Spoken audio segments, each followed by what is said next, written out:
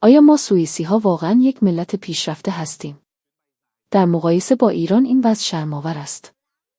این اعتراف تکان‌دهنده هانس اشمیت قول 72 ساله صنعت ساختمان سوئیس در برابر خبرنگاران کشورش بود. جمله‌هایی که تمام جامعه اقتصادی سوئیس را در شوک فرو برد. من کلاوس مولر هستم و به مدت 15 سال به عنوان خدمه پرواز در شرکت هواپیمایی لوفت‌هانزای آلمان خدمت کردم. آن روز ما میزبان 12 میهمان بسیار ویژه از سوئیس بودیم. گروهی از نخبگان و اشرافزادگان که شامل غول‌های صنعت ساختمان، مدیران شرکت‌های داروسازی و روسای هتل‌های زنجیرهایی می‌شدند. مردانی که سنشان بین 65 تا 78 سال بود. مقصد اصلی آنها هنگ کنگ بود برای شرکت در یک تورنمنت گلف معتبر.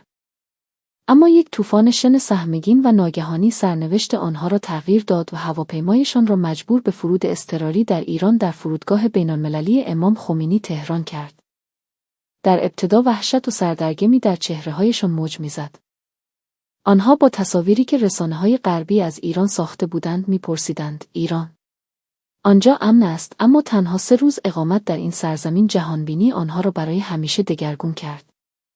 مدیریت بحران بی‌نقصی که در فرودگاه شاهدش بودند، سیستم درمانی فوق پیشرفت‌هایی که در بیمارستان تجربه کردند و سطح باورنکردنی فرهنگ و شعور شهروندی که در خیابان‌ها با آن روبرو شدند، همه باعث شد این مردان که تمام عمر خود را با غرور اروپایی و برتری سوئیسی زیسته بودند، در بازگشت به کشورشان آن جمله تاریخی را به زبان بیاورند. حالا من شما را به شنیدن داستان آن 3 روز شگفت‌انگیز دعوت می‌کنم. همانطور که گفتم، میهمانان ما گروهی از اشراف سوئیس بودند. در راس آنها هانس اشمیت، رئیس هیئت مدیره یکی از بزرگترین شرکت‌های ساختمانی اروپا قرار داشت. در کنار او دکتر فریتز و نماینده یک شرکت داروسازی عظیم از بازل و اولی مایر، رئیس هتل‌های زنجیرهایی از ژنو نیز حضور داشتند. 12 جنتلمن از طبقه بالای جامعه. سن همگی بین 65 تا 78 سال بود و آنها یک هواپیمای چارتر را برای شرکت در تورنمنت گلف سالانه‌شان در هنگ کنگ کرایه کرده بودند. این رویداد برایشان یک سن 30 ساله بود. قرار بود یک هفته را در زمین‌های گلف مشهور هنگ کنگ با شکوه و لذت سپری کنند. برای من که معمولاً در مسیرهای داخلی سوئیس یا پروازهای اروپایی کار می‌کردم، انجام چنین پرواز طولانی و ویژه‌های یک تجربه خاص بود. مسافران می‌گفتند که اکثرشان جت شخصی دارند و پرواز با یک هواپیمای تجاری حتی به صورت چارتر برایشان اتفاقی نادر است. همه چیز در ابتدای سفر عالی بود. هواپیما از فرانکفورت بلند شد، از فراز روسیه گذشت و وارد مسیر سیبری شد. مسافران با آرامش مشغول گفتگو بودند و از هیجانشان برای بازی در زمین‌های گلف هنگ کنگ می‌گفتند. به خصوص آقای اشمیت که با افتخار تعریف می‌کرد که این باشگاه گلف را 30 سال پیش با دوستانش تأسیس کرده است. مشکل زمانی آغاز شد که هواپیما به حریم هوایی جنوب شرقی آسیا نزدیک می‌شد. از مرکز کنترل ترافیک هوایی هشداری دریافت کردیم. یک طوفان شن عظیم و بی‌سابقه در حال حرکت از صحرای عربستان به سمت شرق بود و دید را به شدت کاهش داده بود. فرودگاه‌های اصلی منطقه از جمله فرودگاه بین‌المللی هنگ کنگ یکی پس از دیگری در حال بسته شدن بودند. کاپیتان و کمک خلبان فوراً یک جلسه اضطراری تشکیل دادند و شروع به جستجوی فرودگاه‌های جایگزین کردند. فرودگاه‌های جنوب چین نیز تحت تأثیر این طوفان قرار داشتند و امکان فرود در آنجا نبود.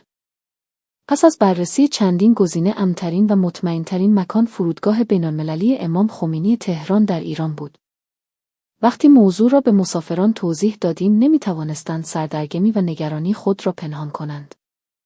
دانش اکثر آنها از ایران محدود به اخبار تحریم‌ها و تنش‌های سیاسی بود که از رسانه‌های غربی شنیده بودند.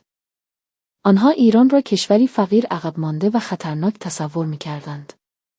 حتی چند نفرشان ایران را با کشورهای دیگر منطقه اشتباه گرفتند و با وحشت از امنیت آنجا می‌پرسیدند. با تصمیم نهایی برای تغییر مسیر به سمت تهران، ما خدمه پرواز نیز دچار استرس شدیم. تغییر ناگهانی مقصد، مراحل اداری پیچیده و نگرانی برای آسایش این میهمانان ویژه بار سنگینی بر دوش ما گذاشته بود. به خصوص که با چنین مسافران یک کوچکترین مشکلی میتوانست عواقب ناخوشایندی داشته باشد. نگرانی از مشکلات زبانی و یافتن محل اقامت مناسب ذهن ما را به خود مشغول کرده بود. اما با نزدیک شدن هواپیما به فرودگاه امام خمینی اتفاقاتی رخ داد که کاملاً فراتر از تصورات ما بود. از همان اولین تماس با واحد کنترل ترافیک هوایی تهران تفاوتی آشکار را حس کردیم. آنها علاوه بر ارائه راهنمایی‌های دقیق و حرف‌هایی به ما اطلاع دادند که یک برنامه واکنش ویژه برای مسافران هواپیمای چارتر ما فوراً فعال خواهد شد. شگفت‌انگیزتر این که به ما گفتند پرسنل زمینی مسلط به زبان آلمانی در پای پرواز منتظر ما خواهند بود. چنین واکنش سریع و سازمانیافت‌هایی حتی در فرودگاه‌های بزرگی مثل فرانکفورت یا مونیخ نیز به ندرت دیده می‌شود. معمولاً در چنین شرایط اضطراری ما تنها حداقل پشتیبانی را دریافت می‌کنیم، اما سطح واکنش فرودگاه تهران کاملاً متفاوت بود. فرایند فرود نیز به همان اندازه بی‌نقص و حیرت‌انگیز بود. وضعیت باند فرود عالی بود و نورپردازی‌ها دقیق و بی‌نقص. مسیر به سمت گیت ورودی از قبل مشخص و آماده شده بود. همه چیز آنقدر منظم و برنامه‌ریزی شده بود که گویی این پرواز از ابتدا برای تهران برنامه‌ریزی شده بود. اما شگفتی واقعی از لحظه‌های آغاز شد که وارد ترمینال فرودگاه شدیم. ما را مستقیما به سالن تشریفات اختصاصی گشش هدایت کردند. فضایی که با شکوه و تجمل خود حتی این میلیاردرهای سوئیسی را نیز مبهوت کرد. فرش‌های دستباف ابریشمی، مبلمان چرمی مجلل و پذیرایی با چای زعفران و بهترین خرمه‌های صادراتی اولین تصویر آنها از ایران بود. در مسیر به سمت بخش کنترل گذرنامه رفتار کارکنان فرودگاه فوق‌العاده بود. با وجود اینکه ما یک گروه خارجی بودیم که ناگهانی و بدون برنامه وارد شده بودیم، آنها هیچ نشانی از دستپاچگی نداشتند. برعکس با آرامش و تسلط کامل ما را راهنمایی می‌کردند، گویی از قبل برای چنین موقعیتی آماده شده بودند. برای میهمانان مسن که به ویلچر نیاز داشتند بلافاصله یک مسیر ویژه فراهم کردند. اما شگفت‌انگیزترین بخش خدمات ترجمه بود. یک کارمند جوان و خوشبرخورد که به زبان آلمانی کاملاً مسلط بود واقعاً در کنار ما حضور داشت. او با دقت وضعیت مسافران را جویا شد و بهترین پشتیبانی ممکن را ارائه داد. آقای اشمیت با تحسین گفت حتی در فرودگاه زوریخ هم به سختی میتوان چنین سطح بالایی از خدمات به زبان خارجی دریافت کرد. او اضافه کرد که صبر و حوصله آن کارمند در توضیح دادن مسائل به افراد مسن با لحنی آرام و شمرده عمیقاً او را تحت تأثیر قرار داده است. مراحل اداری نیز به سرعت برق انجام شد. خبری از رویه‌های پیچیده یا انتظارهای طولانی که ما پیشبینی می‌کردیم نبود. همه چیز به آرامی و به صورت روان پیش رفت. برای پر کردن فرم‌ها کارمندان با مهربانی به ما کمک کردند و هیچ مشکلی به خاطر تفاوت زبان به وجود نیامد. آنها حتی داوطلبانه پیشنهاد دادند که با باشگاه گلف در هنگ تماس بگیرند و وضعیت را به آنها اطلاع دهند. هماهنگی برای اقامت موقت نیز شاهکار بود. آنها چندین هتل 5 ستاره لوکس در شمال تهران را به ما پیشنهاد دادند و ویژگی‌ها و مزایای هر کدام را با جزئیات توضیح دادند. با در نظر گرفتن علاقه میهمانان به گلف اطلاعاتی در مورد زمین‌های گلف نزدیک تهران نیز در اختیارشان گذاشتند که باعث تحسین چند باره مسافران شد. هنگام خروج از فرودگاه هانس اشمیت جمله‌ای به من گفت که هنوز در ذهنم حک شده است. من 70 سال است که به دور دنیا سفر می‌کنم و از بیشمار فرودگاه استفاده کردم، اما هرگز چنین مدیریت بحران بی‌نقصی را ندیدم. به خصوص این سیستم که در یک وضعیت اضطراری به مسافر اجازه نمی‌دهد کوچکترین نگرانی را حس کند و همه چیز از قبل آماده شده است، عمیقاً مرا تحت تأثیر قرار داد. در اتوبوسی که ما را به سمت هتل می‌برد با شنیدن گفتگوهای مسافران من هم نگاهم به ایران در حال تغییر بود. آن زمان اصلاً پیشبینی نمی‌کردم که در 3 روز آینده این گروه از میهمانان چه تجربیات تکان‌دهندهایی را پشت سر خواهند گذاشت. در مسیر به سمت هتل اولین شگفتی آغاز شد. منظرهایی که از بزرگراه فرودگاه به سمت شهر دیده میشد کاملاً با تصورات مسافران در تضاد بود. برج‌های سر به فلک کشیده که در 2 طرف بزرگراه قد برافراشته بودند و چشمانداز شهری منظم و مدرن همه را وادار کرد تا صورتشان را به شیشه بچسبانند و با حیرت تماشا کنند. برج میلاد با نورپردازی خیره کننده‌اش در آسمان شب می‌درخشید و پل طبیعت مانند یک روبان نورانی در میان شهر کشیده شده بود. آقای اشمیت که خود یک معمار بزرگ بود با تحسین گفت حتی در سوئیس هم به ندرت میتوان چنین شهرسازی برنامه‌ریزی شده و وسیعی را دید. به خصوص این که در هر منطقه فضاهای سبز، مراکز تجاری و مناطق مسکونی با چنین هارمونی و هماهنگی در کنار هم قرار گرفته‌اند، مرا به شدت تحت تأثیر قرار داد. آقای اولی مایر رئیس هتل‌های زنجیرهای اضافه کرد که سطح کمال این برنامه‌ریزی شهری با هیچ یک از شهرهای بزرگ اروپایی قابل مقایسه نیست و حتی از بسیاری از آنها برتر است. وقتی به شمال شهر و هتل اسپیناس پالاس رسیدیم، منظرهای خیره کننده تر در انتظار ما بود. با اینکه ساعت از 10 شب گذشته بود، خیابانها غرق در نور بودند و مردم با آرامش و امنیت در حال قدم زدن بودند. دکتر فریتز وبر با تعجب گفت چنین محیط امنی در شب حتی در شهرهای سوئیس هم به ندرت یافت می شود. در هنگام پذیرش در هتل دومی شوک در انتظار ما بود. کارمند پذیرش نه تنها با زبان آلمانی روان به ما خوشامد گفت، بلکه با در نظر گرفتن سن مسافران فوراً خدمات شخصی سازی شدهایی را پیشنهاد داد. آنها برای میهمانانی که مشکل مفاصل داشتند اتاقهای بدون مانع آماده کردند و اطلاع دادند که برای کسانی که محدودیت غذایی دارند منوی ویژه‌های تدارک دیده خواهد شد. اما چشمگیرترین بخش خدمات دربان ذخیره بود. با وجود اینکه ما به طور ناگهانی در ایران اقامت داشتیم، او در همان لحظه یک برنامه سفر 3 روزه را برای ما پیشنهاد کرد. برای علاقه‌مندان به گلف بهترین زمین‌های اطراف تهران را معرفی کرد. برای کسانی که به فرهنگ علاقه‌مند بودند برنامه بازدید از موزه‌ها و گالری‌های هنری را پیشنهاد داد و حتی ویژگی‌ها و زمان دسترسی به هر مکان را با جزئیات کامل توضیح داد. در آسانسوری که به سمت اتاقها می‌رفت به چهره مسافران نگاه کردم و حس کردم که دیدگاهشان نسبت به ایران به سرعت در حال تغییر است. آن نگاه‌های نگران و پر از تردید اولیه در فرودگاه جای خود را به چهره‌هایی پر از کنجکاوی و هیجان داده بود. صبح روز بعد در رستوران هتل برای صرف صبحانه سومی شگفتی از راه رسید. بوفه صبحانه غربی بسیار مفصل بود، اما علاوه بر آن مجموعه‌های بینزیر از غذاهای سنتی ایرانی و غذاهای بین‌المللی نیز آماده شده بود. به خصوص غذاهای نرمی که برای هضم راحت‌تر افراد مسن تهیه شده بود و منوی کم‌نمک برای بیماران دیابتی یا مبتلا به فشار خون نشان از دقت و توجه بینزیر آنها داشت. خدمات کارکنان رستوران نیز فوق‌العاده بود. آنها نه تنها به کنار هر میز می آمدند و غذاها را توضیح می دادند، بلکه برای اینکه افراد مسن احساس ناراحتی نکنند فاصله مناسبی را حفظ می کردند، اما در لحظه نیاز فوراً برای کمک حاضر می شدند. آقای اشمیت با تحسین گفت حتی در مجلل‌ترین هتل‌های سوئیس هم به سختی می توان چنین مراقبت و توجه دقیقی را تجربه کرد.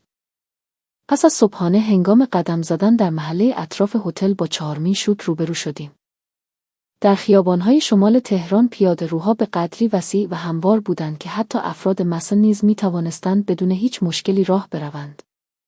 به خصوص مسیرهای ویژه نابینایان که به صورت بسیار سیستماتیک نصب شده بود و رمپ‌های مخصوص ویلچر که در همه جا به چشم می‌خورد.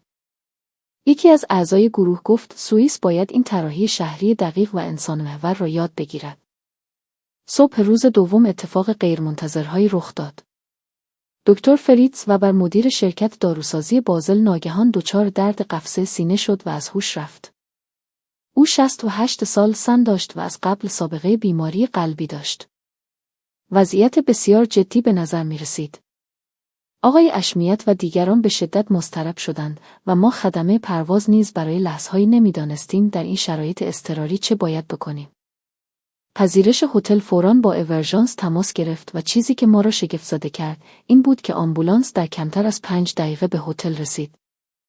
اولین چیزی که ما را متحیر کرد حرف‌های بودن تکنسین‌های اورژانس بود. آنها به سرعت وضعیت بیمار را ارزیابی کرده و اقدامات اولیه را انجام دادند. نحوه عملکردشان هیچ تفاوتی با بهترین تکنسین‌های اورژانس در اروپا نداشت. به خصوص توجه دقیقشان به ویژگی‌های یک بیمار سالمند بسیار قابل تحسین بود. تجهیزات داخل آمبولانس نیز بسیار پیشرفته بود و به جدیدترین دستگاه‌های پزشکی مجهز بود تا در طول مسیر بتوان وضعیت بیمار را به طور مداوم کنترل کرد. یکی از تکنسین‌ها با انگلیسی ساده وضعیت بیمار را برای ما توضیح داد تا ما که همراه بیمار بودیم احساس آرامش کنیم. در لحظه ورود به بیمارستان دومین شوک آغاز شد. ما را به مرکز قلب تهران، یکی از معتبرترین بیمارستان‌های تخصصی قلب در خاورمیانه بردند. مقیاس و سطح تجهیزات مرکز اورژانس این بیمارستان نه تنها با بیمارستان‌های بزرگ اروپا برابری می‌کرد، بلکه حتی مدرن‌تر و سازمان‌یافته‌تر به نظر می‌رسید. فضای داخلی اورژانس مانند لابی یک هتل آرام و راحت بود. بخش‌های مختلف به وضوح از هم جدا شده بودند و طراحی فضا به گونه‌هایی بود که از سردرگمی بیماران جلوگیری می‌کرد. در فرایند پذیرش با سومی شگفتی روبرو شدیم. با وجود اینکه ما یک بیمار خارجی بودیم، کارکنان با خونسردی و نظم کامل مراحل پذیرش را انجام دادند. مسئول بخش بیماران بین‌الملل فوراً حاضر شد، به زبان آلمانی با ما صحبت کرد و حتی با جزئیات به ما توضیح داد که چگونه می‌توانیم از بیمه درمانی سوئیس استفاده کنیم. یافتن بیمارستانی با چنین سیستم پاسخگویی به بیماران خارجی حتی در اروپا نیز کار دشواری است. زمان انتظار برای ویزیت نیز بسیار کوتاه بود. با وجود اینکه بیماران زیادی منتظر بودند، سیستم تریاژ که بیماران را بر اساس شدت بیماری طبقه بندی می‌کرد، بسیار کارآمد عمل می‌کرد. دکتر وبر که مشکوک به عارضه قلبی بود، در کمتر از 10 دقیقه وارد اتاق معاینه شد.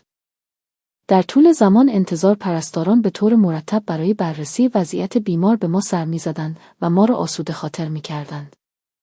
در لحظه ملاقات با پزشک معالج چهارمین شوت به ما وارد شد. یک پزشک متخصص قلب و عروق شخصاً به اورژانس آمد تا او را معاینه کند. در سوئیس معمولاً پزشک اورژانس معاینه اولیه را انجام می‌دهد و در صورت لزوم بیمار را به متخصص ارجاع می‌دهد، اما اینجا از همان ابتدا یک متخصص بر بالین بیمار حاضر شد. تخصص و تجربه پزشک نیز فوق‌العاده بود. از آنجا که او دوره‌های تخصصی خود را در آلمان گذرانده بود، می‌توانست اصطلاحات پزشکی را به زبان آلمانی توضیح دهد. سرعت انجام آزمایش‌ها واقعاً ما را شگفت‌زده کرد. الکتروکاردیوگرام، نوار قلب، آزمایش خون، عکسبرداری از قفسه سینه و اکوکاردیوگرافی قلب، همه این آزمایش‌ها در کمتر از 1 ساعت انجام شد. در سوئیس فقط برای انجام یک اکوی قلب باید از چند روز قبل وقت گرفت، اما در اورژانس اینجا این کار فوراً انجام شد. خوشبختانه نتایج آزمایش جدی نبود. تشخیص یک آریتمی قلبی خوشخیم ناشی از خستگی سفر و استرس بود که با دارو کاملاً قابل کنترل بود. در فرایند دریافت دارو از داروخانه، پنجمین شگفتی را تجربه کردیم. داروساز با در نظر گرفتن سن بیمار و داروهایی که از قبل مصرف می‌کرد، با دقت تداخلات دارویی را بررسی کرد. وقتی لیست داروهایی که او در سوئیس مصرف می‌کرد را به داروساز نشان دادیم، او ترکیبات هر دارو را تحلیل کرد و حتی امکان استفاده همزمان آنها با داروهای جدید را بررسی نمود. چنین مشاوره دارویی حرفهایی حتی در بیمارستان‌های بزرگ اروپا نیز به ندرت یافت می‌شود. نحوه تحویل دارو نیز بسیار تأثیرگذار بود. داروساز با حوصله کارایی عوارض جانبی و نحوه مصرف هر دارو را توضیح داد و حتی یک بروشور راهنمای مصرف که به زبان آلمانی ترجمه شده بود به ما داد. و با یک حرکت بسیار مهربانانه برای اینکه ما پس از بازگشت به سوئیس نیز بتوانیم درمان را ادامه دهیم، مقداری داروی اضافی برای ما تجویز کرد. این دقت و توجه همه را تحت تأثیر قرار داد. در فرایند تسویه حساب ششمین شوک به ما وارد شد. هزینه ویزیت با کیفیت بالا، انواع آزمایش‌ها و داروهای تجویز شده، در مجموع تنها یک سوم هزینه‌هایی بود که در بیمارستان‌های سوئیس باید پرداخت می‌کردیم. شگفت‌انگیزتر این که آنها به خاطر اینکه ما خارجی بودیم هیچ هزینه اضافی دریافت نکردند، بلکه با در نظر گرفتن اینکه بیمار یک فرد سالمند است، تخفیفی نیز برای ما قائل شدند. رفتار محبت‌آمیز کارکنان بیمارستان واقعاً به یاد ماندنی بود.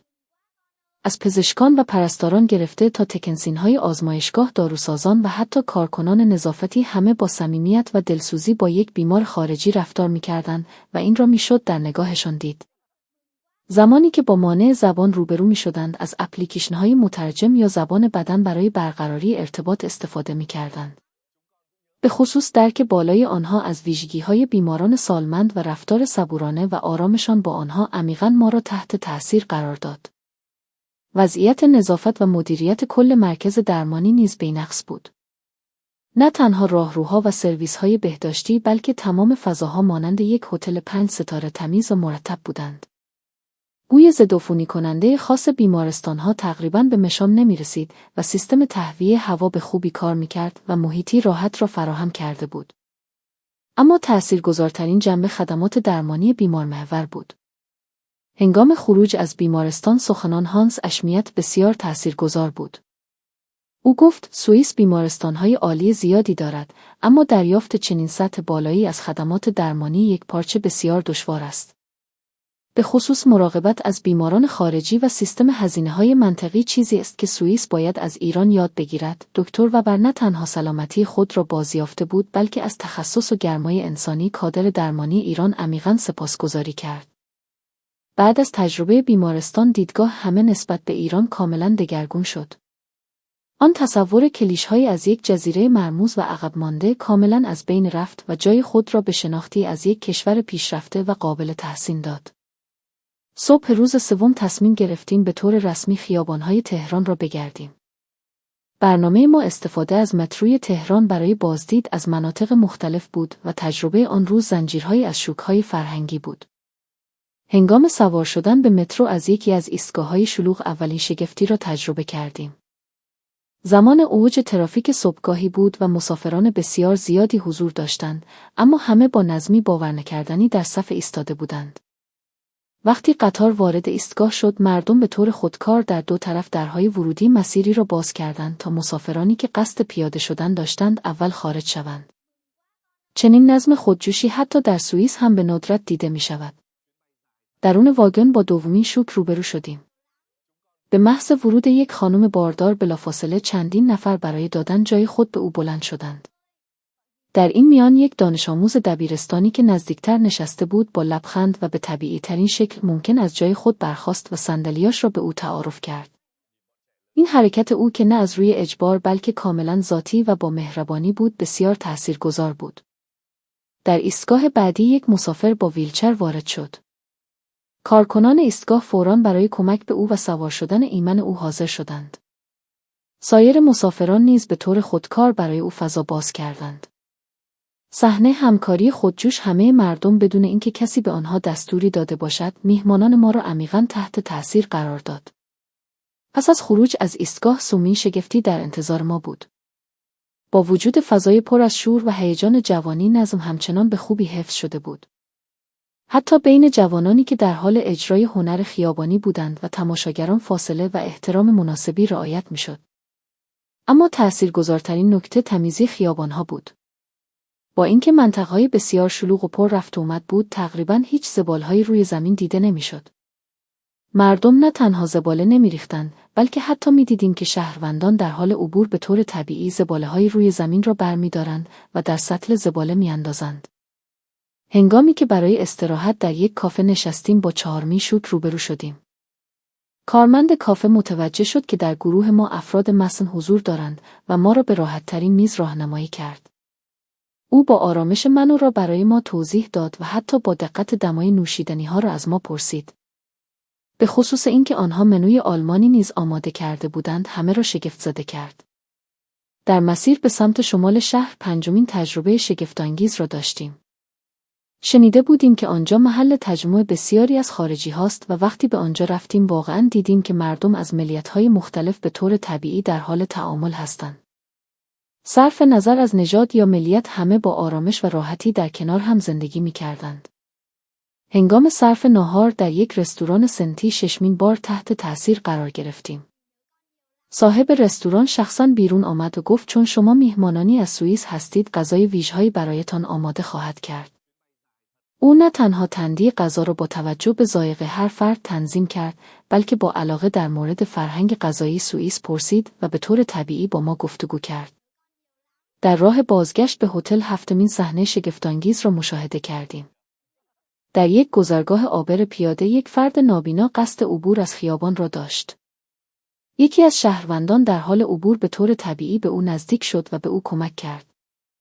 او به آرامی بازوی فرد نابینا را گرفت و با توجه به صدای چراغ راهنمایی به او گفت چه زمانی میتواند با خیال راحت عبور کند. پس از عبور از خیابان مسیر مقصد را نیز به او نشان داد.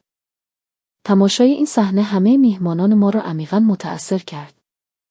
در روز بازگشت به سوئیس پس از پایان سفر غیرمنتظره 5 روزه به ایران چهره همه مسافران حاکی از حسرتی عمیق بود. این حالت کاملاً با چهره‌های سردرگم و نگرانشان در روز اول فرود اضطراری در فرودگاه تهران تفاوت داشت. برعکس اکثرشان آرزو می‌کردند که کاش می‌توانستند چند روز بیشتر بمانند. در حین انجام مراحل خروج در فرودگاه آنها همچنان بی‌وقفه در مورد تجربیاتشان در ایران صحبت می‌کردند. آقای اشمیت گفت: من 30 سال است که به دور دنیا سفر می‌کنم، اما هرگز کشوری با چنین خدمات بی‌نقص و فرهنگ شهروندی بالایی ندیدم. در هواپیما نیز گفتگوها ادامه داشت.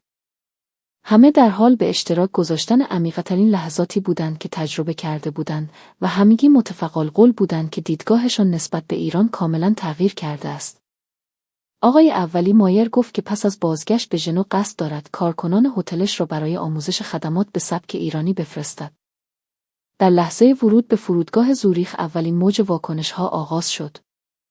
هنگامی که آنها در حال توضیح تجربیاتشان در ایران برای خانواده‌ها و خبرنگارانی بودند که به استقبالشان آمده بودند، همه با تحسین فراوان از ایران صحبت می‌کردند. به خصوص سخنان هانس اشمیت موضوع بحث بزرگی را ایجاد کرد. او با صراحت گفت: سوئیس همیشه خود را یک کشور پیشرفته می‌داند، اما در مقایسه با ایران ما چیزهای زیادی برای یادگیری داریم. این سخنان پس از انتشار در رسانه‌های سوئیس موج دوم شوک را به همراه داشت. روزنامه نویه زوریخ تسایتون، بزرگترین روزنامه سوئیس، در صفحه اول خود با تیتر معجزه ایران گزارشی را منتشر کرد. اینکه گروهی از نخبگان سوئیسی که تمام عمر بر برتری اروپا تاکید داشتند این گونه از یک کشور آسیایی تمجید کنند بی‌سابقه بود. روزنامه‌های منطقه بازل نیز به دنبال آن تجربه دکتر فریتز و بر در بیمارستان را گزارش کردند که موج بزرگی را در جامعه پزشکی به راه انداخت. متخصصان پزشکی سوئیس نیز به سیستم خدمات بیمارمحور و هزینه‌های منطقی ایران علاقه‌مند شدند. بیمارستان دانشگاه زوریخ حتی تصمیم گرفت تیمی را برای تحقیق در مورد سیستم درمانی ایران تشکیل دهد. واکنش جامعه اقتصادی حتی انفجاری‌تر بود. اتاق بازرگانی سوئیس یک جلسه اضطراری برای بحث در مورد چگونگی الگوبرداری از سیستم‌های پیشرفته ایران برگزار کرد.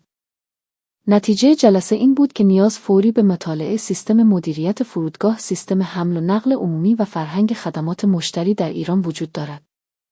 موج سوم واکنش‌ها در عرصه سیاست رخ داد. وزارت حمل و نقل فدرال سوئیس اعلام کرد که در حال بررسی وارد کردن سیستم فرودگاه امام خمینی است. برای حل مشکل تأخیرهای مزمن و خدمات ناکافی فرودگاه زوریخ، درخواست‌ها برای یادگیری روش‌های مدیریتی به سبک ایرانی روز به روز بیشتر می‌شد. وزارت بهداشت نیز وارد عمل شد. پس از اینکه کارایی و رضایت بیماران در ایران بالاتر از سوئیس اعلام شد، آنها شروع به بررسی اعزام یک هیئت به ایران برای بهبود سیستم درمانی خود کردند. 4مین شوک در عرصه آموزش رخ داد. دانشگاه زوریخ و دانشگاه سنت گالن شروع به تأسیس مؤسسات ایرانشناسی کردند تا به صورت آکادمیک رازهای توسعه سریع ایران را مطالعه کرده و آن را در توسعه سوئیس به کار گیرند. واکنش شهروندان نیز بسیار پرشور بود. تقاضا برای تورهای گردشگری به ایران به شدت افزایش یافت و موجی از یادگیری زبان فارسی به راه افتاد. تعداد ثبت نام در مؤسسات آموزش زبان فارسی در زوریخ 10 برابر شد و حتی لیست انتظار ایجاد شد. تعداد ثبت نام برای فعالیت‌های فرهنگی مرکز فرهنگی ایران نیز به شدت افزایش یافت. حرکت شرکت‌ها نیز فعالتر شد. شرکت‌های بزرگ سوئیسی شروع به جستجوی راهکارهایی برای همکاری با شرکت‌های ایرانی کردند.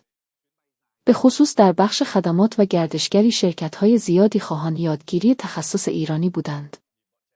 شرکت هواپیمایی لوفتهانزا نیز تصمیم گرفت از روش‌های خدمات و شرکت‌های هواپیمایی ایرانی الگوبرداری کند. موج پنجم واکنش‌ها به سراسر اروپا گسترش یافت. رسانه‌های آلمان و اتریش نیز به طور گسترده اخبار تمجید نخبگان سوئیسی از ایران را پوشش دادند. فرانسه و ایتالیا نیز به دنبال آن گزارش‌های مشابهی را منتشر کردند. ایران دیگر تنها یک نام بر روی نقشه نبود، بلکه به عنوان یک الگوی پیشرفته که جهان باید از آن بیاموزد شناخته شد. اتحادیه اروپا نیز به تحقیق در مورد ایران علاقه‌مند شد. مقر بروکسل در حال بررسی ایجاد یک کارگروه ویژه برای تحلیل سیاست‌های انسجام اجتماعی و سیستم دولت دیجیتال ایران بود. به خصوص تقاضا برای تحقیق در مورد سیستم رفاه سالمندان در جامعه سالمند و سیاست‌های همزیستی چند فرهنگی افزایش یافت. حرکت سازمان‌های بین‌المللی نیز قابل توجه بود.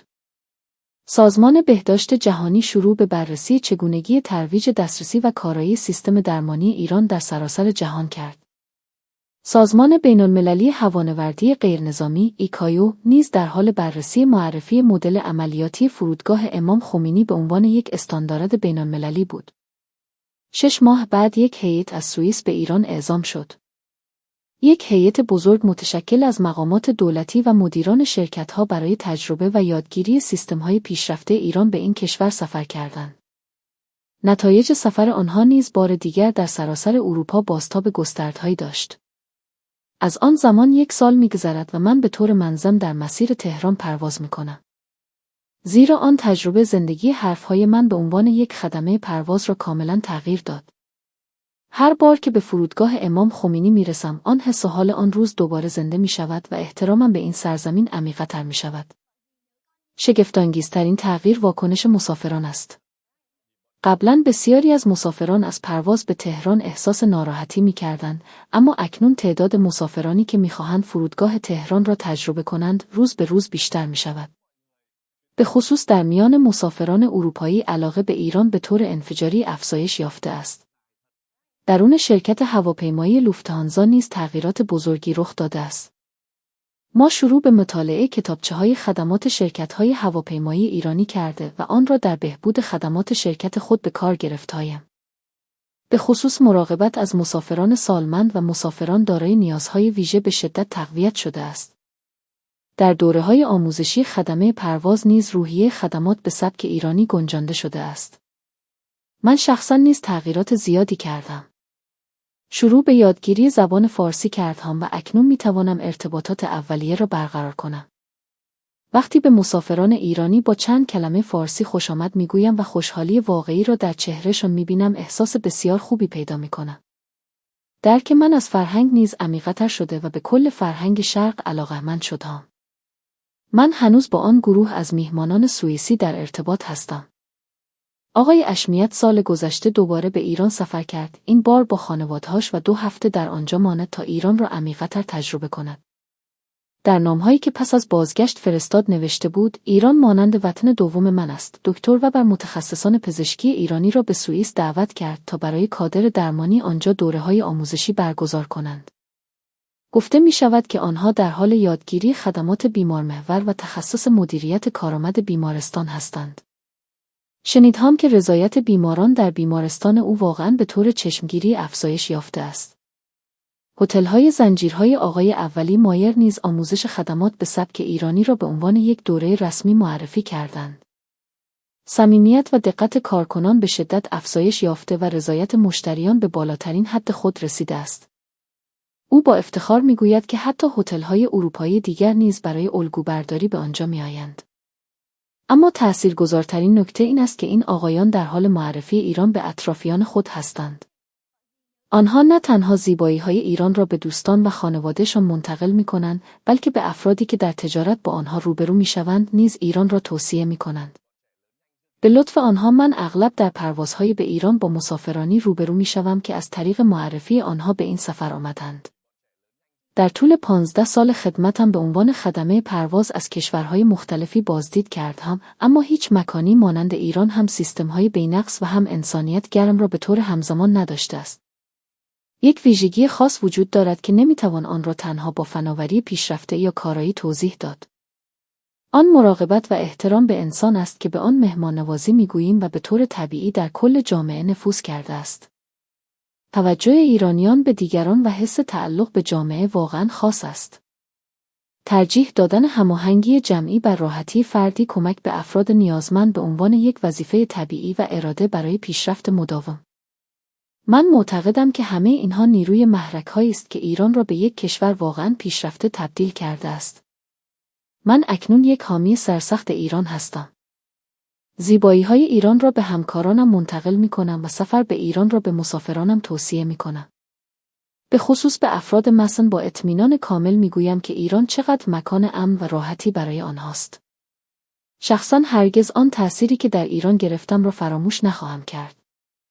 آن سردرگمی اولیه در فرود اضطراری که در عرض 5 روز به یک تأثیر عمیق تبدیل شد، یکی از باارزش‌ترین خاطرات زندگی من است. من شخصاً تجربه کردم که گرمای قلب و توجه ایرانیان چقدر قدرت عظیمی دارد.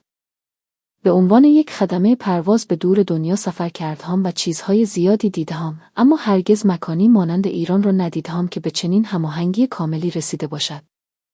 هماهنگی بین فناوری پیشرفته و فرهنگ سنتی، هماهنگی بین کارایی و انسانیت، هماهنگی بین آزادی فردی و وحدت جامعه، همه اینها به طور طبیعی در این جامعه ادغام شدند. به خصوص فرهنگ احترام به سالمندان آنها واقعاً قابل تحسین است.